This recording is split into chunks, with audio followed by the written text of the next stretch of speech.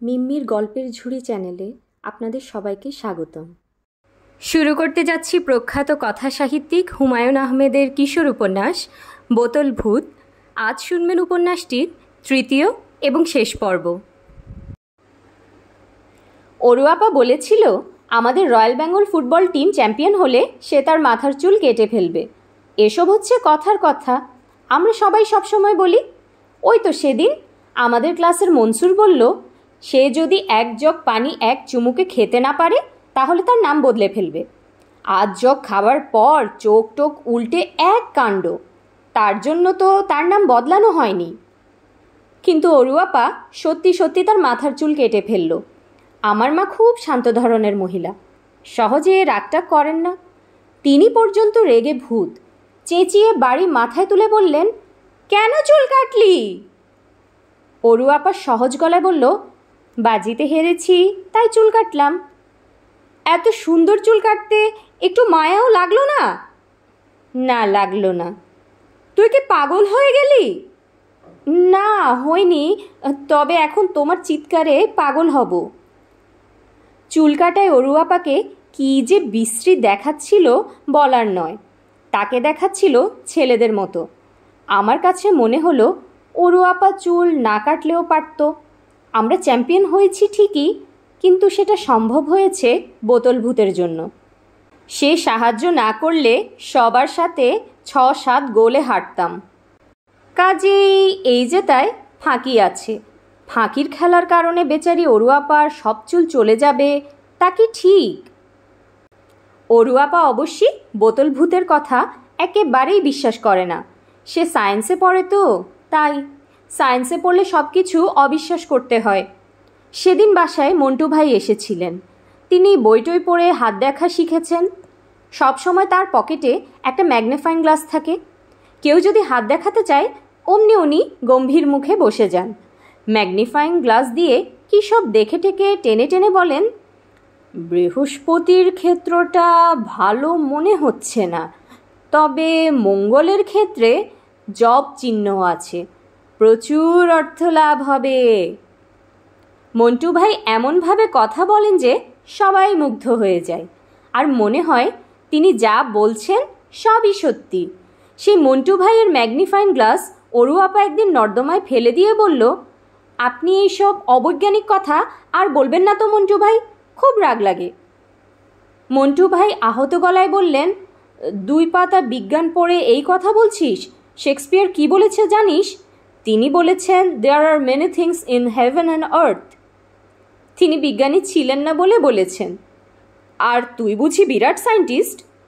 দুজনে বিরাট তর্ক বেঁধে গেল। শেষমেশ রাগ করে মন্টু ভাই চলে গেলেন। অরুয়াপার স্বভাবই হচ্ছে এই, সবার সাথে তর্ক করবে, কোনো কিছু বিশ্বাস করবে না। চোখের সামনে বোতল ভূতের কাণ্ড কারখানা দেখেও বলছে ভূত বলে কিছু নেই, এবং সে নাকি তা প্রমাণ করে দিতে পারে। বোতলের ভেতরে নাকি আছে শুধুই বাতাস। শেষে রাগ করে একদিন বললাম, বেশ, প্রমাণ করো যে বোতলে কিছু নেই, তবে তুমি কিন্তু বোতলের মুখ খুলতে পারবে না। বেশ, খুলব না। প্রমাণটা কিভাবে করবে? অরুয়াপা গম্ভীর হয়ে বললেন, খুব সোজা প্রমাণ, ওজন করে প্রমাণ করব। সব জিনিসেরই ওজন আছে। ভূত বলে যদি কিছু থেকে থাকে তবে তারও ওজন থাকবে, এবং যত তার বয়স বাড়বে ততই তার ওজন বাড়বে, কারণ বয়সের সঙ্গে সঙ্গে সে বড় হচ্ছে। আমি যা করব তা হচ্ছে কলেজের ল্যাবরেটরির যে ওজন যন্ত্র আছে তা দিয়ে বোতলটার ওজন 7 দিন পরপর মাপব। যদি দেখা যায় বোতলটার ওজন বাড়ছে না, তাহলে বুঝতে হবে ভূত প্রেত কিচ্ছু নেই এই বোতলের মধ্যে। প্রথম সপ্তাহে ওজন হলো 17.473 গ্রাম। পরের সপ্তাহে ওজন বাড়ার বদলে খানিকটা কমে গেল, ওজন হলো 17.471 গ্রাম। এর পরের সপ্তাহে হলো 17.460 গ্রাম। অরুয়াপার মুখ শুকিয়ে গেল। বাড়ার বদলে ওজন কমছে, তা তো হবার কথা নয়। আমি বললাম, ভূতদের বেলায় নিয়ম হয়তো অন্য, তারা যতই বড় হয় ততই তাদের ওজন কমে। অরুয়াপা বিরক্ত হয়ে বলল, বাজে বকিস না। তাহলে তুমিই বলো ওজন কমছে কেন? ওজন নেবার যন্ত্রটা হয়তো ভালো না, এবার অন্য একটা যন্ত্রে ওজন নেব। বেশ, নাও, সাবধান বোতল যেন না ভাঙে। আবার ওজন নেওয়া শুরু হলো। এবার দেখা গেল ওজন বাড়ছে। অরু আপার খুব খারাপ মেজাজ। আমি বললাম, ভূতদের ওজন হয়তো বাড়ে, আবার কমে, আবার বাড়ে, তারপর আবার কমে। অরু আপা ঝাঁঝালো গলায় বলল, বোকার মতো কথা বলিস না তো, বোকার মতো কথা শুনলে গা জ্বলে যায়। তুমি তাহলে আমাকে বলো, ওজন বাড়ছে কমছে কেন? কোথাও কোনো ভুল করছি তাই এরকম হচ্ছে। কি ভুল করছো? সেটাই তো বুঝতে পারছি না। অরু আপা আরও কী সব পরীক্ষা করল। বোতল 1 সপ্তাহ অন্ধকারে রেখে তারপর ওজন, আলোতে রেখে ওজন, কোনোটার সঙ্গে কোনোটার মিল নেই। ফ্রিজে রেখে ঠান্ডা করে ওজন নিলে একরকম ওজন হয়, আবার গরম করলে অন্যরকম ওজন হয়। শেষটায় অরু আপা রাগ করে বলল, তোর এই বোতল নিয়ে বিদায় হ, শুধু শুধু সময় নষ্ট। অরু আপার পরীক্ষা নিরীক্ষায় একটা লাভ হলো। সবাই জেনে গেল বোতল ভূতের ব্যাপারটা। নিতান্ত অপরিচিত লোকও পথের মাঝখানে আমাকে দাঁড় করিয়ে জিজ্ঞেস করে, এই যে খোকা, তোমার কাছে বোতলের ভেতর নাকি কি আছে, দেখি জিনিসটা। আমি হাসি মুখে দেখাই। খুব গর্ববোধ হয়। ভূত পকেটে নিয়ে ঘুরে বেড়ানো তো খুব সহজ ব্যাপার না। হেড স্যার পর্যন্ত একদিন বললেন, দেখি জিনিসটা। সব ভালো দিকের একটা খারাপ দিকও আছে। একদিন খারাপ দিকটা স্পষ্ট হলো। স্কুল থেকে ফিরছি, কালীতলার মন্দিরটার কাছে বগা ভাইয়ের সঙ্গে দেখা। বগা ভাই থমথমে গলায় বলল, বের কর। কি বের করব? ভূত বের কর, না বের করলে কাদার মধ্যে পুঁতে ফেলবো। তার আগে এমন একটা চড় দেবো যে 32টা দাঁত তো পড়বেই, জিভ পর্যন্ত পড়ে যাবে। আমি বোতল বের করলাম। বগা ভাই সেই বোতল টপ করে নিজের পকেটে রেখে দিয়ে বলল, আর কোনো কথা না, সোজা বাড়ি চলে যা। একটা কথা বলেছিস তো, 6 নম্বরই ধোলাই দিয়ে দেব। 6 নম্বরই ধোলাই কাকে বলে জানিস? আমি জানতাম না, জানার ইচ্ছাও হলো না। বাড়ির দিকে রওনা হলাম। রাগে দুঃখে আমার চোখে পানি এসে গেছে। পুরুষ মানুষের চোখে পানি আসা খুব খারাপ, কিন্তু অনেক চেষ্টা করেও পানি সামলাতে পারছি না। টপ টপ করে পানি পড়ছে। বোতল ভূত হাতছাড়া হওয়ায় আমাদের বাড়ির সবাই খুব খুশি। বড় চাচা বললেন, বাঁচা গেল, আপদ বিদায় হয়েছে। আমার বাবা বললেন, এইসব আজে বাজে জিনিস বাড়িতে না থাকাই ভালো। অরু আপা মুখ বাঁকা করে বললেন, একটা কুসংস্কার বাড়ি থেকে গেছে, এইটা একটা সুসংবাদ। আমার মন খুব খারাপ হয়ে গেল। রাতে ঘুমোতে যাবার আগে রোজ একবার করে বলি, ও ভাই বোতল ভূত, ফিরে এসো। বগাবাইয়ের হাত থেকে তোমাকে উদ্ধার করার ক্ষমতা আমার নেই, তুমি দয়া করে নিজে নিজেই চলে এসো। ভোরবেলা ঘুম ভাঙতেই মনে হয় বোতল ভূত হয়তো নিজে নিজেই চলে এসেছে। অনেক খোঁজাখুঁজি করি, কিচ্ছু নেই। এদিকে বগা ভাইয়ের উপদ্রব খুব বেড়েছে। রয়্যাল বেঙ্গল ক্লাবের যাকেই সে দেখে তার কপালে অনেক যন্ত্রণা। একদিন মুনিরকে ধরে ধোলাই দিয়ে দিল। বেচারা স্কুল থেকে বাড়ি ফিরছিল, বগা ভাইয়ের সঙ্গে দেখা। বগা ভাই হাত ইশারা করে ডাকলো। মুনির না দেখার ভান করে চলে যাচ্ছে। বগা ভাই দৌড়ে এসে শার্টের কলার চেপে ধরল। কড়া গলায় বলল, কি চোখে দেখতে পাস না? চল খেতে কেমন মজা দেখবি, এই দেখ। শুধু শুধু মারছেন কেন? ইচ্ছে হচ্ছে মারছি, মেরে ভর্তা বানিয়ে দেব, আলু ভর্তা। এই বলে মুনিরের হাত থেকে অঙ্ক বই টেনে নিয়ে কুচি কুচি করে ছিঁড়ে ফেলল। মুনির কাঁদতে কাঁদতে বাড়ি ফিরল। আমিও একদিন ক্লাসে ধরা পড়লাম। আমার সাথে তোতলা রঞ্জু। আমাদের ক্লাসে 3 জন রঞ্জু। এদের একজন শুধু রঞ্জু, অন্য 2 জনের একজন তোতলা রঞ্জু, অন্যজন মাথা মোটা রঞ্জু। মাথা মোটা রঞ্জুর মাথাটা শরীরের তুলনায় বড়, আর তোতলা রঞ্জু ভয় পেলে তোতলাতে শুরু করে। বগা ভাইকে দেখে তার তোতলামি শুরু হয়ে গেল। বগা ভাই বললেন, তারপর কি খবর? আমি গম্ভীর হয়ে বললাম, ভালো খবর। কী রকম ভালো খবর এখন টের পাবি, কান ধরে 100 বার উঠবোস কর। তোতলা রঞ্জু সঙ্গে সঙ্গে উঠবোস শুরু করলো। আমি ক্ষীণস্বরে বললাম, কেন? আবার মুখে মুখে কথা, সাহস বেশি হয়ে গেছে। এমন ধোলাই দেব যে 2-এর ঘরের নামটা ভুলে যাবি, আর এখন সঙ্গে বোতল ভূত নেই যে বেঁচে যাবি। আমি দীর্ঘ নিঃশ্বাস ফেলে উঠবোস শুরু করলাম। কী দরকার ঝামেলা করে? কান ধরে উঠবোস করতে তো আর খুব কষ্ট হয় না, শুধু একটু লজ্জা। বগা ভাই বলল, বোতল ভূত ফেরত চাস? যদি ফেরত চাস তাহলে 200 উঠবোস করতে হবে। 200 বার করলে ফেরত দেবে? সেই সঙ্গে 50টা টাকা দিতে হবে, নগদ কারবার। টাকা আমি কোথায় পাবো? আমি তোর কি জানি, টাকা নিয়ে আয়, বোতল ফেরত পাবি। এই যন্ত্রণার বোতল ফেরত দিয়ে দেব। ভূত দিয়ে আমার দরকার নেই, আমি নিজেই ভূত। 50টা টাকা জোগাড় করতে কি যে কষ্ট হলো। রয়্যাল ফুটবল ক্লাবের সবাই চাঁদা দিল।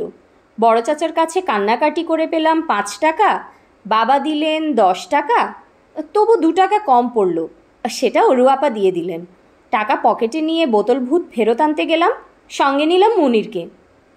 পোস্ট অফিসের সামনে বটগাছের নিচে বগা ভাই তার 2 বন্ধুকে নিয়ে আছে। আমি এবং মুনির ভয়ে ভয়ে উপস্থিত হলাম। বগা ভাই বলল, টাকা এনেছিস? বের কর। দিলাম টাকা। বগা ভাই খুব সাবধানে 2 বার গুনল। টাকাটা পকেটে রেখে থমথমে গলায় বলল, দাঁড়িয়ে আছিস কেন? বাড়ি চলে যা। বোতল ভূত ফেরত দাও। কথা বললে চড় খাবি, চড় দিয়ে দাঁত ফেলে দেব। বোতল ভূত ফেরত দেবে না, তাহলে টাকা নিলে কেন? এটা হচ্ছে তোর ভূত পোষার খরচ, যা এখন। আর একটা কথা বলবি তো শিয়ালের শিং দেখিয়ে দেব। শিয়ালের শিং কখনো দেখেছিস? টাকা ফেরত দাও। আরে আবার টাকা ফেরত চায়, শক্ত কম না? বগা ভাই উঠে এসে একটা চড় বসিয়ে দিল। আমি চোখে অন্ধকার দেখলাম। মুনির বলল, আমি সাদদের বলবো। যা বলে আয়, দাঁড়িয়ে আছিস কেন, যা। বলতে বলতে বগা ভাই মুনিরের পেটে একটা ঘুষি দিল। মুনির কক করে একটা শব্দ করে পেটে হাত দিয়ে বসে পড়ল। দুজনে এবার গলা জড়াজড়ি করে কাঁদতে থাক, আমরা চললাম। আমি এবং মুনির অনেকক্ষণ বসে রইলাম, তারপর বাড়ির দিকে রওনা হলাম। দুজনই কাঁদতে কাঁদতে বাড়ি ফিরছি, তখনই মজার ব্যাপারটা ঘটল। চোখ মোছার রুমালের খোঁজে পকেটে হাত দিতেই হাতে ঠান্ডা কী যেন লাগলো। আমি বের করে দেখি বোতল ভূত, সে চলে এসেছে। আমি এবং মুনির দুজনেই গলা জড়াজড়ি করে অনেকক্ষণ কাঁদলাম। এবারের কান্না সুখের কান্না। বছরের মধ্যে সবচেয়ে খারাপ মাস কোনটা? ডিসেম্বর, পরীক্ষার মাস। এই মাসটা না থাকলে কেমন হতো? সেপ্টেম্বর, অক্টোবর, নভেম্বর, তারপর জানুয়ারি, মাঝখানে ডিসেম্বরটা নেই। বোতল ভূতকে বললে হয় না? নিশ্চয়ই হয়, সে কিছু একটা করবেই, কিন্তু তাকে বলা যাচ্ছে না, কারণ বড় চাচা বোতল ভূত স্টিলের আলমিরায় বন্দি করে রেখেছেন। ফাইনাল পরীক্ষার আগে তাকে হাতে পাওয়ার সম্ভাবনা নেই। পরীক্ষার পরেও যে পাবো সে আশাও খুব ক্ষীণ। এরকম কেন হলো সেটা আগে বলে নেই। আমাকে আর অন্তুকে পড়ানোর জন্য নতুন একজন স্যার রাখা হয়েছে, মজিদ স্যার। এই স্যারের চেহারাটা খুব ভালো মানুষের মতো, কিন্তু মেজাজ আগুনের মতো।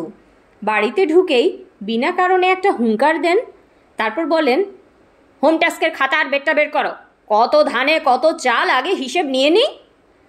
আমরা ভয়ে ভয়ে হোম টাস্কের খাতা বের করি। পরবর্তী আধা ঘন্টা আমাদের উপর দিয়ে বড় ধরনের একটা সাইক্লোন বয়ে যায়। আমরা কান্নাকাটিও করি, তাতে লাভ হয় না। বড় চাচা হৃষ্টচিত্তে বলেন, ভালো মাস্টার দিয়েছি, এইবার টাইট হচ্ছে। মাস্টার আরও টাইট দাও, আরও। উৎসাহ পেয়ে মজিদ স্যার আরও টাইট দেন। আমরা চোখে অন্ধকার দেখি। শেষ পর্যন্ত অতিষ্ঠ হয়ে অন্তু যা করলো তা মোটেই দোষের নয়। 2 লাইনের একটা কবিতা লিখল, মজিদ স্যার চোখে দেখি অন্ধকার। কবিতা লিখেই সে থামল না। আমার কাছ থেকে বোতল ভূত কিছুক্ষণের জন্য ধার করে নিয়ে চলে গেল ছাদে। তারপর খুব করুণ গলায় বোতল ভূতকে বলল, ও আমার প্রিয় ভূত, ও আমার লক্ষ্মী ভূত, ও আমার ময়না ভূত, তুমি মজিদ স্যারের পা ভাঙার একটা ব্যবস্থা করে দাও ভাই, যাতে সে আর আমাদের পড়াতে আসতে না পারে। অন্তু লক্ষ্য করেনি যে বড় চাচা ছাদের এক কোনায় সারা গায়ে অলিভ অয়েল মেখে রোদ তাপাচ্ছেন। সেখান থেকে তিনি মেঘ গর্জন করলেন, অন্তু এদিকে আয়। অন্তু এগিয়ে গেল, বোতলটা আমার কাছে দে। অন্তু বোতল দিল, কানে ধর। অন্তু কানে ধরল। বড় চাচা বললেন, শকুনের বদদোয়ায় গরু মরে না, বুঝলি? যদি মরতো দেশের সব গরু মরে সাফ হয়ে যেত। বুঝতে পারলি? জি বুঝতে পারছি। কানে ধরে দাঁড়িয়ে থাক। আর আমি মজিদ মাস্টারকে খবর পাঠাচ্ছি, সে যেন আজ থেকে দুবেলা আসে, সকালে একবার, সন্ধ্যায় একবার, যে রোগের যে দাওয়াই। মজিদ স্যারকে খবর পাঠাতে হলো না। তার বাড়ি থেকে খবর এসে পড়ল কিছুক্ষণ আগে বাথরুমে পা পিছলে তার পা ভেঙে গেছে। বড় চাচা অত্যন্ত গম্ভীর হয়ে গেলেন। বোতল ভূতকে স্টিলের আলমিরায় তালা বন্ধ করে রাখলেন। চাবি সবসময় তার কোমরে কালো সুতোর সঙ্গে বাঁধা। সেই চাবি হাতে পাওয়ার কোনো উপায়ই নেই। অথচ এই মুহূর্তে বোতল ভূতকে আমাদের খুবই দরকার। না, আমাদের পরীক্ষার জন্যে নয়, পরীক্ষা যা হবার হবে, হয়তো ফেল করব, সেটাও ভালো। ফেল করলে রবীন্দ্রনাথ হবার একটা সম্ভাবনা থাকে। যারা সবসময় ফার্স্ট সেকেন্ড হয় তারা কবি সাহিত্যিক হতে পারে না, নিয়ম নেই। বোতল ভূতটা আমাদের দরকার পাশ ফেলের জন্য নয়, অরু আপার জন্য। অরু আপার বিয়ে ঠিকঠাক হয়ে যাচ্ছে, বড় চাচাই ব্যবস্থা করেছেন। তার মতে মেয়েগুলিকে খুব তাড়াতাড়ি বিয়ে দিতে হয় আর ছেলেগুলোকে দেরিতে, তাহলেই সংসার সুখের হয়। অরু আপার বিয়ে করার মোটেও ইচ্ছে নেই, সে খুব কান্নাকাটিও করছে। বড় চাচা বলেছেন, কেঁদে লাভ হবে না, আজ হোক কাল হোক বিয়ে তো করতেই হবে, আজ হলে ক্ষতি কি? একদিন 4-5 জন মোটা মোটা মহিলা এসে অরু আপাকে দেখে গেল। তাদের কী সব প্রশ্ন! গান বাজনা জানো? সেলাই জানো? রান্নাবান্না কিছু শিখেছ? কোরআন শরীফ পড়তে পারো? বেতরের নামাজ কয় রাকাত বলো তো? অরু আপা দিন রাত কাঁদে। তার কত ইচ্ছা সে পড়াশোনা শেষ করে জাহাজে করে সারা পৃথিবী ঘুরবে। বেচারির জন্য আমাদেরও খুব মন খারাপ। অরু আপা চলে গেলে বাড়ি অন্ধকার হয়ে যাবে। আমরা ঝগড়া করব কার সাথে? হাসি তামাশাই বা করবো কার সাথে? শেষটায় যেদিন পাঞ্চিনি হবে সেই দিন কোনো উপায় না দেখে স্টিলের আলমিরায় মুখ লাগিয়ে বললাম, বোতল ভূত ভাই, একটু উপায় বের করো, কোনো কথা শুনবো না, উপায় তোমাকে করতেই হবে। এটা যদি করে দাও আগামী 3 মাস তোমাকে আর বিরক্ত করব না, কথা দিচ্ছি। 1 সত্যি, 2 সত্যি, 3 সত্যি। পাঞ্চিনি উপলক্ষে অরু আপাকে সাজানো হচ্ছে। সাজাচ্ছেন আমার মেজো মামি। আমরা দূরে বসে দেখছি। কাজল পরানোর সময় তিনি হঠাৎ অবাক হয়ে বললেন, তোর চোখগুলি এমন ফোলা ফোলা লাগছে কেন? মনে হচ্ছে ব্যাঙের চোখ। অরু আপা উত্তর দিল না। আমরা দেখলাম সত্যি তাই, চোখ দুটি যেন ঠেলে বের হয়ে আসছে। সাজানো শেষ হবার পর সবার চোখ কপালে উঠে গেল। কি কুৎসিত যে দেখাচ্ছে, তাকানো যাচ্ছে না। আমার মা বিরক্ত হয়ে মেজো মামিকে বললেন, এটা কীরকম সাজ হলো? মেজো মামি বললেন, কোথায় যেন গন্ডগোল হয়ে গেছে। আচ্ছা, অসুবিধা নেই, আবার সাজানো হবে। এবার আরও বিশ্রী হলো। মনে হচ্ছে নীল শাড়ি পরে একটা বুড়ো বাঁদর বসে আছে, অথচ অরু আপা পরীর মতো সুন্দর। তৃতীয়বার সাজানোর সময় ছিল না। পাত্রপক্ষ এসে গেছে। অরু আপাকে তাদের সামনে নিয়ে যাওয়া হলো। তারা ভূত দেখার মতো চমকে উঠল। একজন মহিলা জিজ্ঞেস করলেন, তোমার নাম কি? অরু আপা অবিকল বানরদের মতন কিচকিচ করে বলল, জাহানারা। নিজের গলা শুনে সে নিজেই অবাক। সবাই মুখ চাওয়াচাওয়ি করতে লাগলো। বড় চাচা বারান্দায় গম্ভীর মুখে বসে রইলেন। একবার শুধু বললেন, ব্যাপারটা কি হয়েছে আমি বুঝতে পারছি। আমরাও খুব ভালো মতো বুঝতে পারছি। আমাদের আনন্দের সীমা নেই, কারণ বিয়ে ভেঙে গেছে, বরপক্ষের লোকজন চলে গেছে। অরু আপা হাসছে, কি সুন্দর দেখাচ্ছে তাকে। এক চৈত্র মাসে বোতল ভূত এনেছিলাম, এখন আরেক চৈত্র মাস। দেখতে দেখতে 1 বছর কেটে গেল। কত কাণ্ড হলো বোতল ভূত নিয়ে। সে হয়ে গেল আমাদের সুখ দুঃখের বন্ধু। কোনো একটা সমস্যা হলে বোতল ভূতের কাছে যাই, কাতর গলায় সমস্যার কথা বলি। ও ভাই বোতল ভূত, লক্ষ্মী সোনা, চাঁদের কণা, 6 প্রশ্নমালার 3 নম্বর অঙ্কটা পারছি না, একটু দেখবে কিছু করা যায় কি না?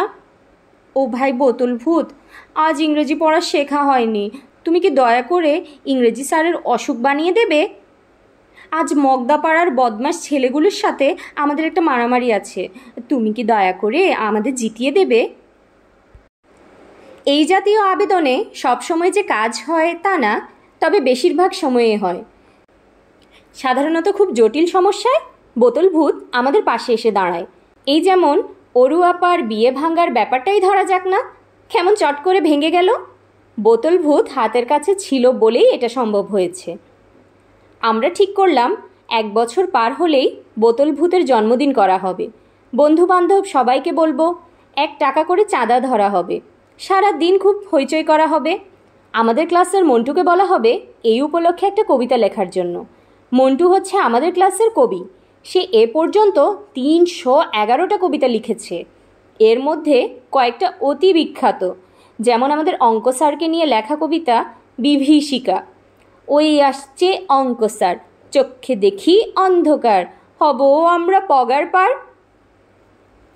গায়কদের গান গাইতে বললে তারা সবসময় বলে, আজ আমার গলা ভেঙে গেছে, মুড নেই, ইচ্ছা করছে না, ইত্যাদি। কবিদের বেলায় ভিন্ন ব্যাপার, তাদের কবিতা লিখতে বললেই খাতা কলম নিয়ে বসে পড়ে। মন্টুও তাই করলো। টিফিন টাইমের মধ্যে 6 পাতার কবিতা লিখে ফেলল। কবিতার শিরোনাম ওগো প্রিয় বন্ধু। কবিতা শুনে আমরা মুগ্ধ। আমাদের ধারণা হলো স্বয়ং রবীন্দ্রনাথও ছেলেবেলায় এত ভালো কবিতা লেখেননি। আমরা মন্টুকে মহাকবি টাইটেল দিয়ে দিলাম। ঘোষণা করে দেয়া হলো এখন থেকে মন্টুকে শুধু মন্টু বললে কঠিন শাস্তি হবে। মন্টুকে ডাকতে হবে মহাকবি মন্টু। বোতল ভূতের জন্মদিনের ব্যাপারেও সবার খুব আগ্রহ দেখা গেল। শুধু আমাদের ক্লাসেরই না, অন্য ক্লাসের ছেলেরাও চাঁদা নিয়ে উপস্থিত। তারাও জন্মদিন করতে চায়। ক্লাস 5-এর ছেলেরা এসে বলল তারা বোতল ভূতকে একটা সংবর্ধনা দিতে চায়। ক্লাস 6-এর ছেলেরা এসে বলল তারাও সংবর্ধনা দিতে চায়। শেষ পর্যন্ত ঠিক করা হলো পুরো স্কুলের তরফ থেকেই তাকে একটা সংবর্ধনা দেয়া হবে। সেই উপলক্ষে কমিটি তৈরি হলো, মানপত্র লেখা হলো। মানপত্র লিখলেন ক্লাস 10-এর আবু বকর ভাই। চমৎকার মানপত্র। হে ভূত, হে অশরীরী প্রাণ, হে বোতলবন্দি মুক্ত হৃদয়, হে মহাপ্রাণ, এই সব লেখা। পড়লে রক্ত গরম হয়ে যায়। আমরা ঠিক করলাম বোতল ভূতের সংবর্ধনায় যার কাছ থেকে ভূত পেয়েছি তাকেই সভাপতি করা হবে। ওই যে রবি ঠাকুরের মতো দেখতে বুড়োকে।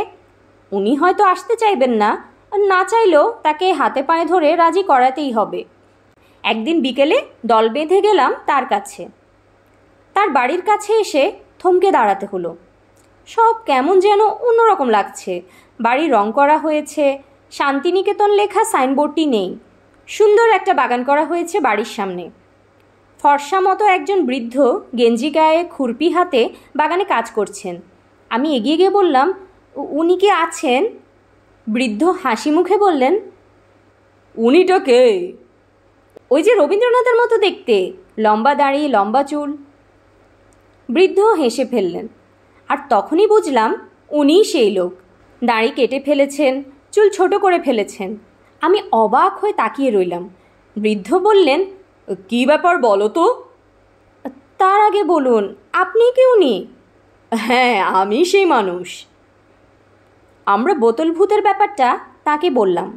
বোতল ভূত আমাদের জন্য কি কি করেছে তাও বললাম। তার বিস্ময়ের সীমা রইল না। তাকে দেখে মনে হলো এমন অদ্ভুত কথা তিনি তার জীবনে শোনেননি। হতভম্ব হয়ে যাওয়া স্বরে তিনি বললেন, আমি তোমাকে বোতল ভূত দিয়েছি? জি। কি সর্বনাশের কথা! আমি ভূত কোথায় পাবো যে তোমাকে বোতলে ভরে দেব? এই দেখুন না, আমার সঙ্গেই আছে। আমি শিশিটা তার হাতে দিলাম।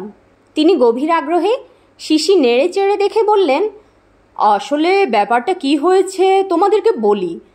আমার মাথা ঠিক ছিল না, দীর্ঘদিন অসুস্থ ছিলাম, চিকিৎসা চলছিল। এখন মনে হচ্ছে মাথা খারাপ অবস্থায় ওসব করেছি। আমরা মুখ চাওয়াচাওয়ি করতে লাগলাম। বৃদ্ধ বললেন, তোমরা যে সময় জন্মেছ তার অনেক আগেই চাঁদে মানুষ নেমে গেছে, মঙ্গল গ্রহে নেমেছে মেরিনার মহাশূন্যযান, আর তোমরা কিনা ভূত নিয়ে মাতামাতি করছো। আমার না হয় মাথা খারাপ, কিন্তু তোমাদের তো আর মাথা খারাপ হয়নি, তোমরা কেন এসব বিশ্বাস করবে? আমি ক্ষীণ গলায় বললাম, বোতল ভূত আমাদের জন্য অনেক কিছু করেছে। কি করেছে? আমরা একে একে ভূতের কাণ্ড কারখানা বললাম। বৃদ্ধ মিটি মিটি হাসতে হাসতে বললেন, এইসব ঘটনা এমনিতেও ঘটত, স্বাভাবিক নিয়মে এসব ঘটেছে, আর তোমরা ভেবেছ ভূত এসব করেছে। আমাদের মন অসম্ভব খারাপ হয়ে গেল। বৃদ্ধ বললেন, মানুষের ক্ষমতা অসীম, অসাধ্য কাজের জন্য মানুষের ভূতের দরকার হয় না, সে নিজেই পারে। এই বৃদ্ধের কথা শুনে আমাদের এতই মন খারাপ হলো যে প্রায় চোখে পানি এসে পড়ার মতো অবস্থা। আমাদের কাণ্ডকারখানা দেখেই হয়তোবা বৃদ্ধের মায়া হলো।